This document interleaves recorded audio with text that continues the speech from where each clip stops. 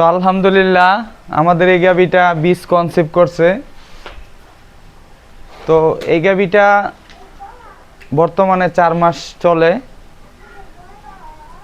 তো 2 মাসের সময় আমি চেক দিয়েছিলাম, বীজ কনসেপ্ট করছে। তো এটা প্রথমত 2-3 মাস চলে গিয়েছিল কিনা আনার পরে হিটে আসছিল না।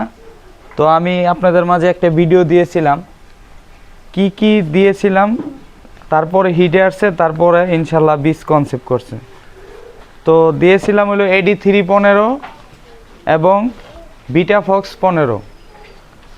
তার 3 দিন পরে আবার AD3 15 বিটাফক্স 15 দেওয়ার পরে আমার এই গাভীটা হিটে আসে।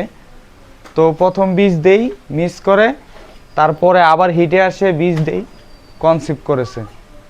তো সবাই দোয়া করবেন যেন সুস্থ সবলভাবে বাচ্চা ডেলিভারি হয়।